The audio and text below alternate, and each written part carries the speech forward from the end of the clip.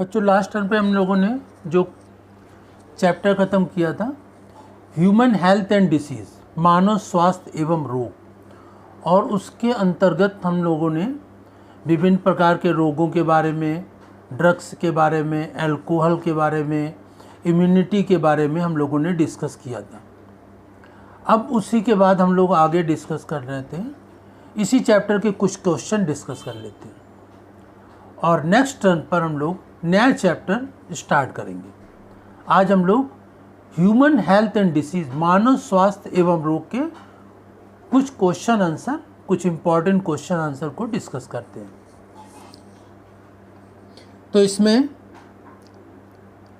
पहला क्वेश्चन, फाइलेरियोसिस से आप क्या तात्पर्य है, इसके परजीवी के जीवन चक्र बताइए।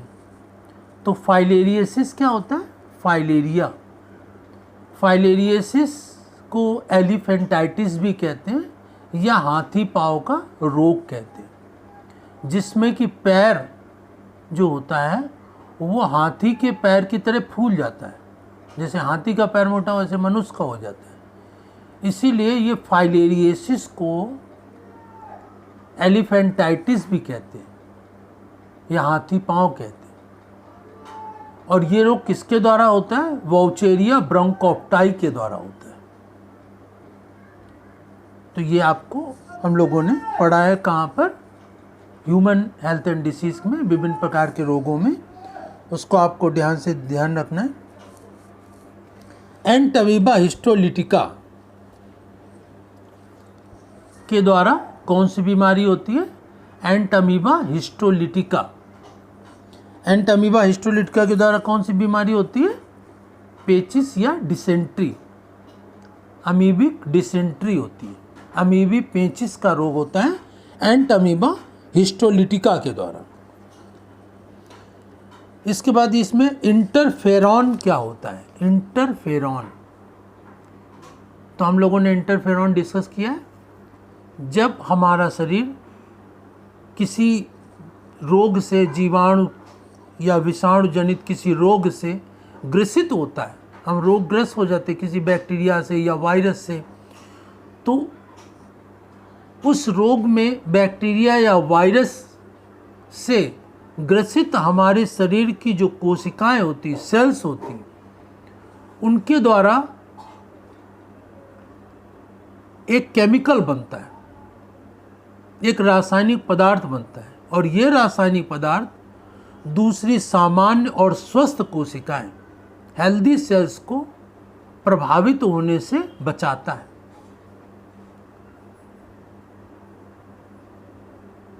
तो प्रभावित कोशिकाओं के द्वारा जो केमिकल बनता है, जो दूसरी स्वस्थ कोशिकाओं को बचाता है, इसी को हम इंटरफेरॉन कहते हैं। इंटरफेरॉन क्या होता है? इसके पश्चात मनुष्य में कितने प्रकार का मलेरिया पाया जाता है? कितने प्रकार का मलेरिया हम लोगों ने डिस्कस किया? मनुष्य में 4 प्रकार का मलेरिया पाया जाता है, 4 प्रकार का। नेक्स्ट क्वेश्चन है इसमें, टाइफाइड का रोग किसके द्वारा होता है? टाइफाइड का रोग बैक्टीरिया के द्वारा होता है। एंटीजन तथा एंटीबॉडी में अंतर स्पष्ट कीजिए। तो लास्ट टर्म पर हम लोगों ने एंटीजन और एंटीबॉडी में डिफरेंस को डिस्कस किया था, उसको आप लोगों ने लिखा भी होगा। और उसी के बाद नेक्स्ट आगे पढ़ते हैं, एंटमीबा हिस्टोलिटिका कहाँ पाया जाता है? हमारी बॉडी में एंटमीबा हिस्टोलिटिका कहाँ पाया जाता है? तो एंटमीबा हिस्टोलिटिका कहाँ पाया जाता है? मनुष्य की इंटेस्टाइन में, आंतों में पाया जाता है। पीत ज्वर या येलो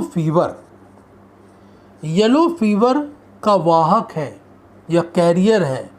येलो फीवर किसके द्वारा वाहक, मतलब कैरियर है, कौन इसको फैलाता है? तो येलो फीवर को कौन फैलाता है? इसमें मस्का डोमेस्टिका। मस्का किसका नाम है? हाउस फ्लाई, जो घरों में मक्खियाँ उड़ती रहती है ना, उस मक्खी का वैज्ञानिक नाम होता है मस्का डोमेस्टिका। तो ये मस्का के द्वारा रोग फैलाया जाता है, पीत ज्वर या येलो फीवर। अगला क्वेश्चन है, अफीम से प्राप्त मार्फीन है। अफीम से जो प्राप्त की जाती मार्फीन वो क्या है? वो एल्केलाइड है। क्या है वो? एल्केलाइड। इसके बाद है एंटी सीरम में होते हैं। एंटी सीरम में क्या क्या होते हैं? एंटीजन, WBC, RBC, एंटीबॉडीज़ क्या होते हैं? तो एंटी सीरम में एंटीबॉडीज़ होते हैं। एंटी सीरम में एंटीबॉडीज़ होते हैं। इसी के पश्चात नेक्स्ट पढ़ते हैं। नेक्स्ट इसमें क्या होता है? एंटीबॉडीज़ हैं। एंटीबॉडीज़ क्या हैं? एंटीबॉडीज़ लिपिड है, खनिज है, प्रोटीन्स हैं, शर्करा है। क्या है? तो एंटीबॉडीज़ क्या होते हैं? एंटीबॉडीज़ प्रोटीन्स होते हैं। एंटीबॉडीज प्रोटीन से ही मिलकर के बने होते हैं, प्रोटीन के ही बने होते हैं। तो एंटीबॉडीज प्रोटीन्स होते हैं। इसके बाद नेक्स्ट क्वेश्चन है, विषाणु संक्रमण से रक्षा के लिए शरीर निम्नलिखित में से किस विशेष प्रकार की प्रोटीन को उत्पन्न करता है? विषाणु संक्रमण, वायरल इन्फेक्शन से बचने के लिए, रक्षा के लिए शरीर में निम्नलिखित में किस प्रकार से प्रोटीन को उत्पन्न करता है बॉडी? ठीक है ना। तो अभी मैंने बताया कि जब शरीर किसी बैक्टीरिया और वायरस से ग्रसित हो जाता है, रोग से, तो ग्रसित होने के पश्चात जब नॉर्मल होने लगते हैं तो क्या होता है, जो इन्फेक्टेड सेल्स होती, प्रभावित कोशिकाएं होती, उनके द्वारा एक विशेष प्रकार का रासायनिक पदार्थ बनता है। और ये रासायनिक पदार्थ क्या होता है? इंटरफेरॉन होता है, जो दूसरी सामान्य और स्वस्थ कोशिकाओं को प्रभावित होने से बचाता है। तो विषाणु के या वायरस के संक्रमण या इन्फेक्शन से रक्षा के लिए हमारे शरीर में क्या उत्पन्न होता है? इंटरफेरॉन उत्पन्न होता है। इसके बाद अगला क्वेश्चन है, सर्वाधिक पाए जाने वाला प्रतिरक्षी है। हमारी बॉडी में कौन सा एंटीबॉडी सबसे ज़्यादा पाया जाता है? ये हम लोगों ने एंटीबॉडी के टाइप्स में डिस्कस किया है। हमारी बॉडी में कौन सा एंटीबॉडी सबसे ज़्यादा पाया जाता है? IgG, IgA, IgD और IgE। कौन सा एंटीबॉडी सबसे पाया जाता है ज़्यादा?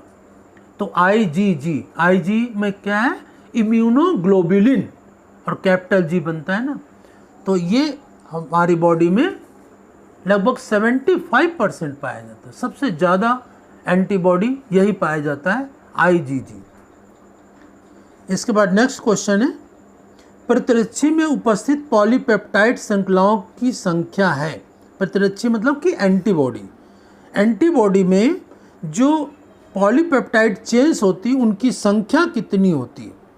ये हम लोगों ने डायग्राम भी बनाया है और उसको समझा भी है। तो 1, 2, 3, 4 कितनी होती है? तो एंटीबॉडी में पॉलीपेप्टाइड की जो चेन्स होती हैं उनकी संख्या 4 होती है। अगला क्वेश्चन है, टी लिम्फोसाइट का परिपक्वन होता है। टी लिम्फोसाइट का परिपक्वन या मैचुरेशन, परिपक्वन को इंग्लिश में कहते हैं मैचुरेशन। तो टी लिम्फोसाइट का परिपक्वन या मैचुरेशन कहाँ होता है? तो थाइमस ग्लैंड में होता है। सीने में थाइमस ग्लैंड होती है, और इस थाइमस ग्लैंड में तो जो लिम्फोसाइट बोन मैरो में मैच्योर होती तो उनको बी लिम्फोसाइट कहते हैं, और जो थाइमस ग्लैंड में मैच्योर होती उनको हम टी लिम्फोसाइट कहते हैं। तो लिम्फोसाइट जो होती हैं वो 2 प्रकार की होती हैं, बी लिम्फोसाइट और टी लिम्फोसाइट। तो जो थाइमस ग्लैंड में मैच्योर होती है वो टी लिम्फोसाइट कहलाती है। तो टी लिम्फोसाइट का मैच्योरेशन कहाँ होता है? थाइमस ग्लैंड में होता है। नेक्स्ट क्वेश्चन है, टी लिम्फोसाइट का निर्माण होता है। टी लिम्फोसाइट का निर्माण कहाँ होता है? तो ये आपको बताना है, बोन मैरो या अस्थिमज्जा में, थाइमस ग्लैंड में, या बोन मैरो थाइमस दोनों में जाता है, या कहीं नहीं होता है। तो टी लिम्फोसाइट का निर्माण कहाँ होता है? बोन मैरो में होता है। बी लिम्फोसाइट, टी लिम्फोसाइट निर्माण तो दोनों का बोन मैरो में ही होता है, लेकिन मैचुरेशन या इसका परिपक्वन या इसका विकास बोन मैरो में हो जाता है तो बी लिम्फोसाइट, और थाइमस ग्लैंड में इसका विकास होता है, मैचुरेशन होता है, डेवलपमेंट होता है, तो इसको हम टी लिम्फोसाइट कहते हैं। इसी प्रकार से अगला है बी लिम्फोसाइट का परिपक्वन होता है, मैचुरेशन होता है। तो बी लिम्फोसाइट का मैचुरेशन कहाँ होता है? बोन मैरो में होता है, थाइमस ग्लैंड में होता है, या दोनों जगह होता है, या किसी में नहीं होता है। तो बी लिम्फोसाइट का मैचुरेशन कहाँ होता है? बोन मैरो में होता है। ठीक है ना। तो लिम्फोसाइट दो प्रकार के, बी और टी। निर्माण दोनों का लिम्फोसाइट का बोन मैरो में ही होता है, लेकिन मैचुरेशन जिनका बोन मैरो में हो जाए वो बी लिम्फोसाइट, जिनका थाइमस ग्लैंड में हो जाए तो वो टी लिम्फोसाइट। इसके पश्चात नेक्स्ट है निस्राव क्या क्षतिग्रस्त स्थान पर भरना कहलाता है। जब किसी भी स्थान पर चोट लग जाती है तो कुछ पदार्थ निकलने लगता है, ब्लड निकलता है या कुछ भी निकलने लगता है, तो वहाँ पर उस स्थान का जो भरने का रखता है, प्राकृतिक रूप से वो भरने लगता है अपने आप। निस्राव से क्षतिग्रस्त स्थान पर भरना कहलाता है। तो वहाँ पर जैसे कोई चोट लगी, वहाँ से ब्लड निकला, तो वो अपने आप भरने लगता है, वहाँ सेल डिवीज़न बहुत तेज़ी से होने लगता है। तो वो क्या कहलाता है? भक्षण, ट्यूमर, सूजन, इनमें से कोई नहीं। तो जहाँ चोट लगती है, कुछ ब्लड कुछ निकलने लगता है या नहीं निकलता है, फिर भी वहाँ स्वेलिंग आ जाती है, सूजन आ जाती है, तो इसको हम सूजन या स्वेलिंग कहेंगे, सूजन आ जाती है। इसके बाद नेक्स्ट है सर्वप्रथम कोशिका भक्षण की प्रक्रिया को किसने खोजा था? जो कोशिका भक्षण मतलब फैगोसाइटोसिस, भक्षण का मतलब फैगोसाइटोसिस, किसी भी लिम्फोसाइट के द्वारा, किसी भी कोशिका के द्वारा किसी भी बैक्टीरिया वायरस को पूरा का पूरा निगल जाना, खा जाना, क्या कहलाता है? भक्षण या फैगोसाइटोसिस। तो हमारे शरीर में जो लिम्फोसाइट होती है, ये फैगोसाइटोसिस होती है, ये जीवाणुओं कीटाणुओं को भक्षण कर लेती है, खा जाती है। तो ये क्या होता है? इसकी खोज किसने की थी? मैचनिकॉफ ने सबसे पहले की थी, मैचनिकॉफ। इसके बाद नेक्स्ट है कोशिका भक्षण प्रक्रिया दर्शाते।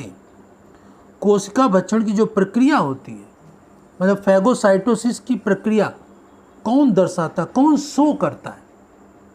कौन शो करता है फैगोसाइटोसिस की प्रोसेस को? आरबीसी, डब्ल्यूबीसी, प्लेटलेट्स, ये सभी। तो हमारे शरीर की रोगों से रक्षा कौन करता है? डब्ल्यूबीसी करते हैं। तो जो भक्षण है, फैगोसाइटोसिस की प्रोसेस है, वो भी कौन करेगा? डब्ल्यूबीसी करेंगे। श्वेत रुद्राणु या डब्ल्यूबीसी करेंगे। तो डब्ल्यूबीसी हमारे शरीर की रोगों से रक्षा करते हैं, वही क्या करते हैं? भक्षण या फैगोसाइटोसिस की प्रक्रिया को शो करते हैं। नेक्स्ट है प्रतिरक्षा प्रदान करने में सहायक कौन होता है? मतलब एंटीबॉडीज देने में, प्रतिरक्षा करने में, हमारे शरीर की रक्षा करने में कौन हेल्प करता है? ठीक है ना। तो लाइसोजाइम हेल्प करता है, इंटरफेरॉन करता है, या पूरक पदार्थ करते हैं, या यह सभी करते हैं। तो हमारे शरीर में प्रतिरक्षा प्रदान करने में, रक्षा करने में लाइसोजाइम, इंटरफेरॉन, पूरक पदार्थ, ये सभी हमारी सहायक होते हैं हमारी रक्षा करने के लिए। इसके बाद जीव शरीर में सुरक्षा के स्तर कितने होते हैं? हमारी बॉडी में सुरक्षा की स्तर या डिफेंस लाइन सिस्टम कितने लेयर होते हैं, कितने स्तर होते हैं डिफेंस लाइन सिस्टम के? 2, 3, 4 या 5, कितने होते हैं? तो ये जो डिफेंस सिस्टम के स्तर होते हैं, लेवल होते हैं, वो 3 होते हैं, जैसा कि हम लोगों ने इसमें डिस्कस किया था। फर्स्ट लाइन, सेकंड लाइन और थर्ड लाइन सिस्टम होते हैं। 3 सिस्टम वो 3 स्तर होते हैं सुरक्षा के हमारे से। और इसके पश्चात निंद्रा रोग किस जंतु के द्वारा होता है? Euglena, Plasmodium, Trypanosoma, amoeba. तो निंद्रा का रोग या स्लीपिंग सिकनेस किसके द्वारा होता है? ट्रिपेनोसोमा के द्वारा होता है। तो ये हम लोगों ने आज क्वेश्चन डिस्कस कर लिए मानव स्वास्थ्य एवं रोग के कुछ क्वेश्चन। बाकी इसके चैप्टर को हम लोगों ने काफ़ी दिनों में पढ़ा, ये बड़ा चैप्टर था और इस चैप्टर को अच्छी तरह से तैयार कर लेंगे। अब हम लोग नेक्स्ट टर्न पर नेक्स्ट न्यू चैप्टर स्टार्ट करेंगे। आप लोग यहाँ तक ये चैप्टर पूरा कर लेंगे। ये चैप्टर आपके जो एग्ज़ाम होंगे उसमें भी आएगा, इसलिए इसको चैप्टर को पूरा तैयार करेंगे। धन्यवाद।